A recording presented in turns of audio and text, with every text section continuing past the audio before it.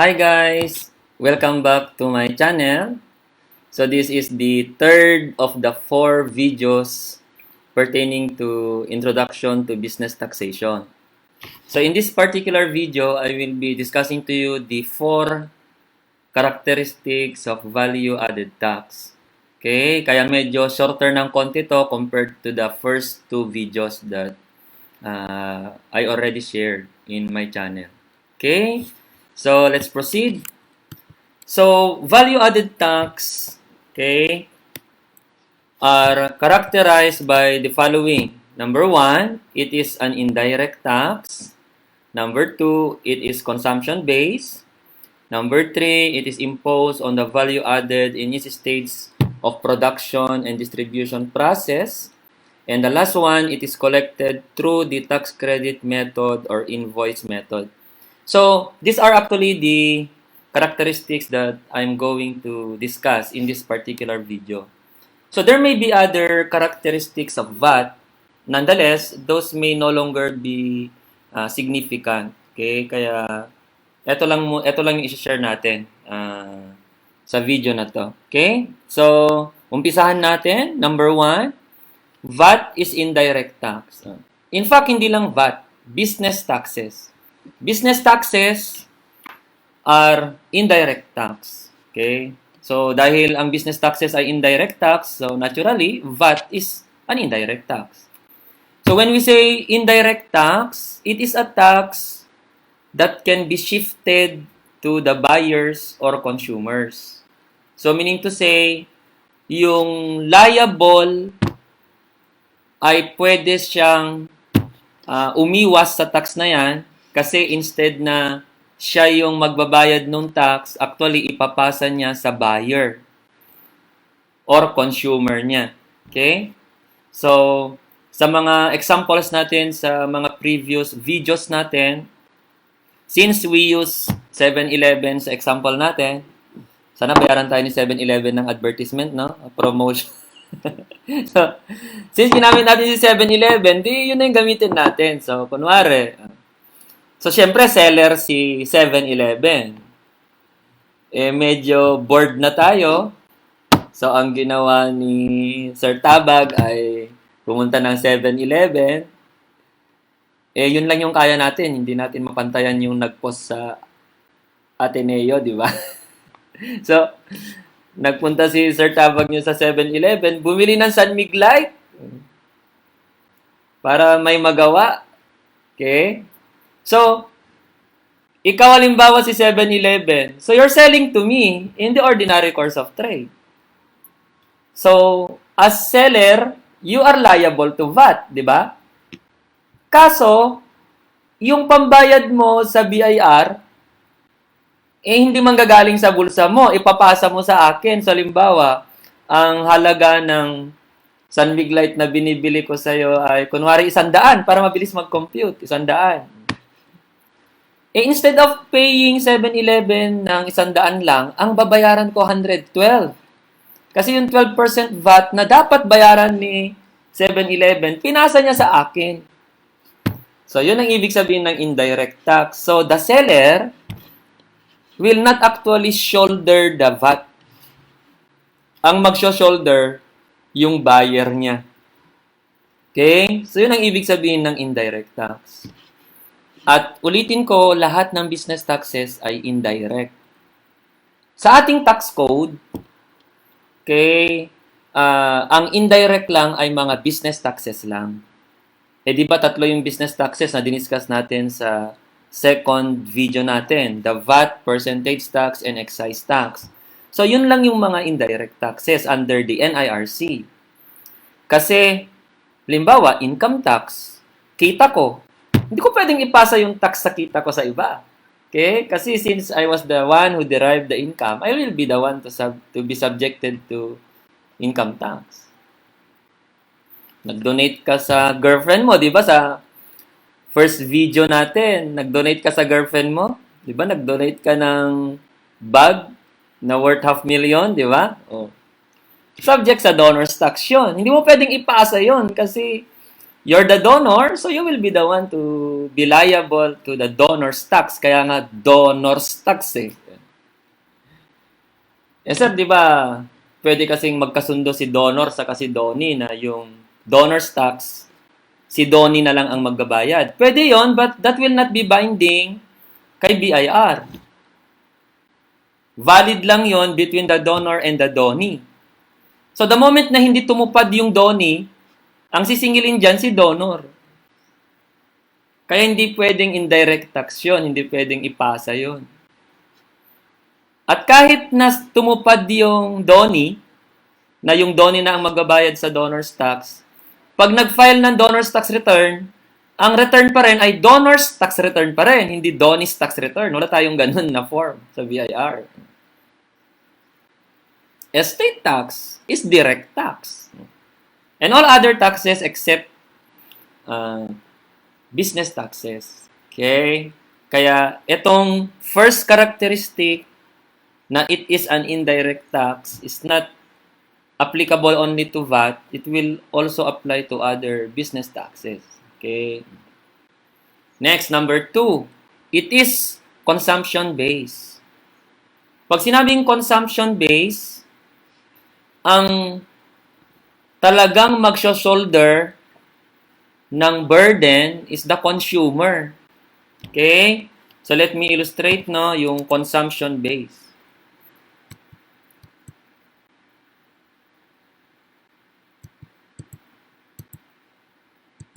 Okay. So it is the end user. It is the end user of consumer goods or services which ultimately shoulders the tax liability.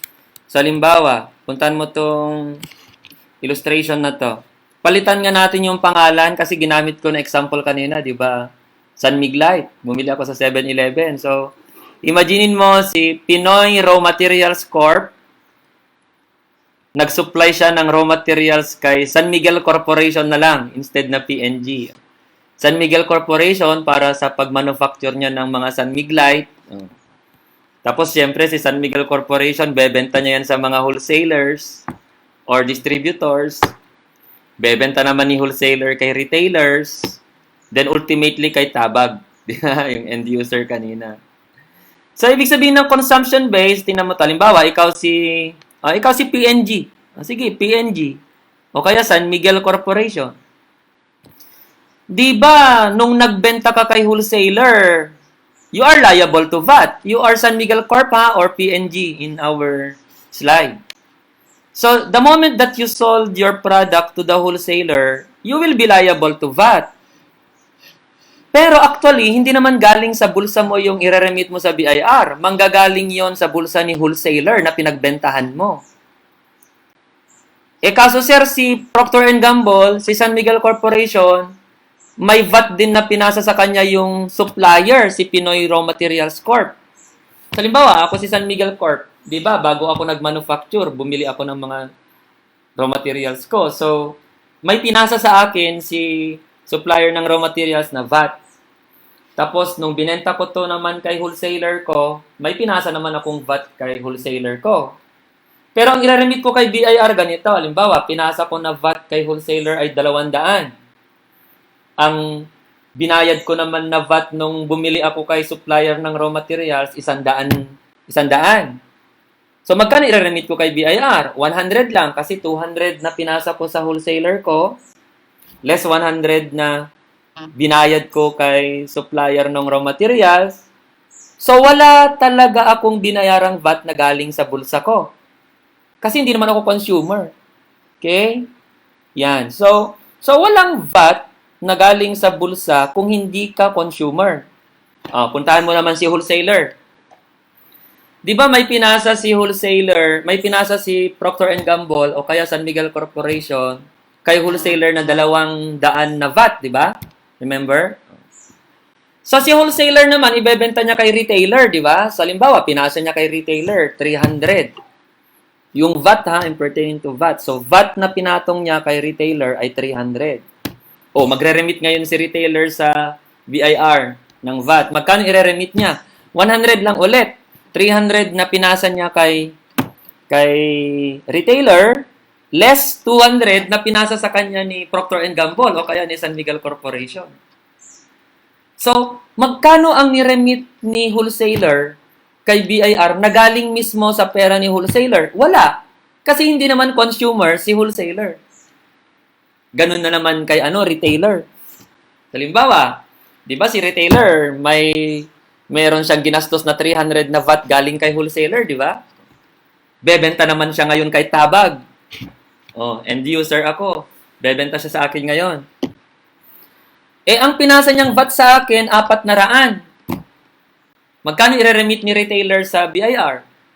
400 na pinasa sa akin, less 300 na pinasa sa kanya ni wholesaler. Alala niyo? Oh. So, tanong, magkano talaga ang VAT na niremit ni retailer na nanggaling sa bulsa niya? Wala. Wala. Kasi hindi siya consumer. Oh, eto na. Ako na ngayon, Enrico Tabag. Ako yung bumili ng produkto. Magkano ipinasa sa akin ni retailer na VAT? 400. So, magkano galing sa pera ko na pinambayad ng VAT? 400. Sa akin lahat ng galing yung pinambayad nilang lahat. Kaya siya, VAT is consumption-based. The burden will be on the consumer or end user. It will be borne by the final consumer or end user. Kaya nga totoo na ang VAT ay pabigat sa mga buyers. Totoo yon. Kaso, kung ikaw yung buyer, di piliin mo lang kasi kung ano yung dapat mong bilhin. But of course, wala naman tayong magagawa kung necessity rin naman talaga yung bibilhin natin. So, kahit ba necessity, sir, may VAT? Oo naman, as long as wala sa listahan ng VAT exempt. Okay? So, yan yung number 2 na characteristic. It is consumption-based. So, related din sa number 1, di ba? It is indirect tax kasi nagpasahan lang lahat ng VAT eh. Lahat ng VAT, pinasa lang ni seller. Balikan mo yung number 1 mo. Di ba? Pinasa lang lahat. But take note ha, ang liable pa rin is the seller. Burden lang of paying the tax ang ipinasa kay buyer. Okay? So, I hope maliwanag yung first 2 characteristics. It is an indirect tax. It is consumption-based. Okay, let's proceed to the third. Third characteristic. Okay, so third characteristic of VAT or business tax, it is imposed on the value added in its stages of production and distribution process. Simplify natin. Ibig sabihin, may VAT sa bawat stages. May VAT sa bawat stage of production and distribution process. So, bago ko nabili yung San Mig Light, kasi, di ba, kanina sa unang illustration natin, bored na ako, bumili ako ng San Mig Light. Kala mo, manginginom, no? Hindi ako masyadong manginginom. Ang manginginom yung ex ko. Magaling uminom yun. So, dito sa mansion, ay, joke lang ba? Maraming alak, pero kay ex lahat yan. Hindi sa akin. So, balik ako. Di ba sa example natin kanina, San Mig Light, ang binili ko sa 7-Eleven. Namumuro na tong 7-Eleven. Kano na kayong utang sa akin yun? So, bago nakarating sa akin, siyempre nag-umpisa yon sa raw materials muna, tapos pinoduce ni San Miguel Corporation, tapos binenta niya sa distributor o wholesaler, papunta kay retailer, papunta sa akin. So, bawat stage of production, stage of distribution, may VAT. Magmula kay raw materials, may cost siya doon. Add siya ng VAT sa cost niya. Pinasa kay San Miguel Corporation, nagkaroon ulit ng additional cost si San Miguel Corporation. So, add siya ulit ng VAT. Pinasa na kay wholesaler, add ulit ng VAT. Kay wholesaler or distributor retailer, may VAT. Kay Tabag, stop na doon kasi in every stage of production and distribution. So yun yung pangatlo. It is imposed on the value added in each stage of production and distribution process. So, just to reiterate, tingnan mo tong illustration natin, yan, no? Ito naman si Procter & Gamble. So, halimbawa, nagpaproduce ba ng alcohol si Procter & Gamble para yun ang gamit? O, sabon na lang, sabon.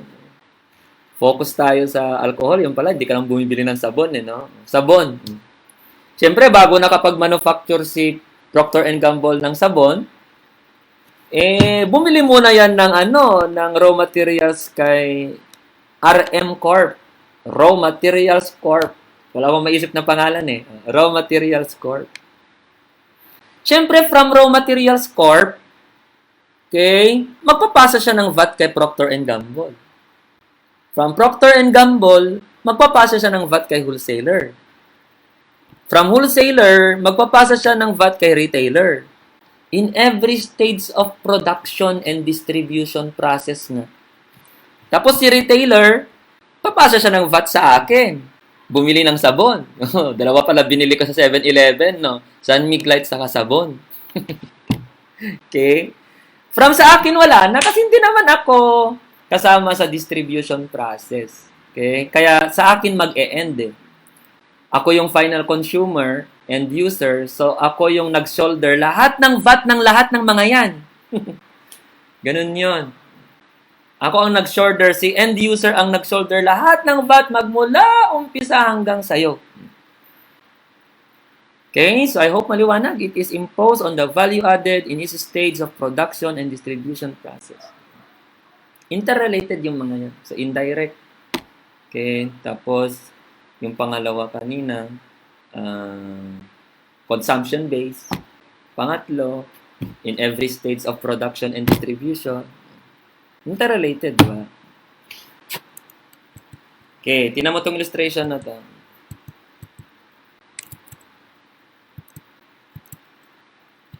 Ayan na nga pala yung sa pangatlo. Okay, let's proceed sa number 4. Last item na. So, last topic na tayo sa particular video na to. So, this video is shorter, obviously, than the first two. Pasensya na sa lips ko, Kinagat ako ng ex ko, Nanggigigil sa akin. Ba't kayo ganun mga girls, no? Nangangagat? Di makapaghintay. Okay, fourth characteristic. It is collected through credit invoice method. Actually, kahit pa paano, na-discuss na rin natin yan. So, tinan mo ako si Procter & Gamble sa problem. Di ba, nung binentahan ko si wholesaler, nagpasa ako ng VAT sa kanya. Halimbawa, binenta ko kay wholesaler yon, pinatungan ko ng VAT si wholesaler na 200 piso. Pero, di ba, bumili din ako ng materials kay Raw Materials Corp. Ang ipinasa sa akin na VAT ni Raw Materials Corp ay 100. So, tanong, magkano i-remit ko kay BIR? Yung excess lang ng output VAT ko, yan yung pinasa ko kay wholesaler, 200 pesos. Over my input VAT, yung VAT na pinatong sa akin ni Raw Materials Corporation. So, 200 pinasa ko kay wholesaler, less 100 pinasa sa akin. Ako si Ako si Procter & Gamble. Less yung 100 na pinasa sa akin ni Raw Materials Corp. So, I will be remitting only 100 pesos. Kaya sa tinatawag na credit invoice method. Kaya ang VAT is tax credit. Tax credit. Tax credit because it is a deduction from the tax due. So, dinededuct mo din yung VAT na yon, dinededuct mo din yung input VAT na yon doon sa output VAT mo. So, credit invoice method, ang ibabayad mo lang yung sobra ng ipinatong mo doon sa pinatong naman sa'yo na VAT noon. So, halimbawa, ito, tingnan natin to. Si Procter & Gamble, nung January 10, ay nagbenta ng sabon. Yun na lang example natin. Sabon kanina, di ba? Sabon kay wholesaler. Wala nating lagyan ng pangalan yung sabon. Namimihasa na sila. So, si Procter & Gamble nagbenta ng sabon kay wholesaler. Selling price 1 million. Kasi siyempre maraming sabon yan. Kaya nga wholesaler yung bebentahan, di ba? 1 million ang selling price. So magkano babayaran ni wholesaler kay Procter and Gamble? Natural 1,120,000. Kasi 1 million plus VAT na 12%. So 1,120,000. So 120,000 ang VAT na ipinatong ni Procter and Gamble kay wholesaler. Si wholesaler naman, binenta niya yung mga yan sa mga retailers niya. Binenta niya ng 1.2 million. Para may kita naman siya, di ba? 1.2. So, plus VAT. So, magkano ang VAT na pinatong naman niya sa mga retailers? Eh di 1.2 times 12% equals 144. Yun yung output VAT mo. Yun yung output VAT ni wholesaler. Output VAT is the VAT on sale. Input VAT, VAT on your purchases. So, kung ako si wholesaler, benta ako kay retailer ng 1.2 plus VAT. So, ang ibabayad niya sa akin, 1,344,000. Bakit 1,344,000? Kasi 1.2 plus 144 na VAT. Okay? Kaya ang output VAT ko as supplier ay 144. Pero I will not remit that to the BIR. I will credit, kaya sa credit invoice I will credit naman sa output VAT ko yung VAT na pinasa sa akin ni Procter and Gamble. Magkano ba pinasa sa akin ni Procter and Gamble na VAT ko? 120. Based sa 1 million na selling price niya sa akin. Bakit credit invoice, sir? Kasi syempre, before you can credit at that amount, there must be proof. Either invoice or receipts. So, if that is sale of goods, the invoice. Kaya 144 na pinasa ko kay retailer, less 120 na pinasa sa akin ni Procter and Gamble, may difference na 24,000. Yan lang yung ireremit ko sa BIR. Okay? That's actually the fourth characteristic of value-added tax. And actually, yan na yung dulo ng ating third video. So again, thank you very much for watching. Thank you for subscribing. Stay safe. God bless you all.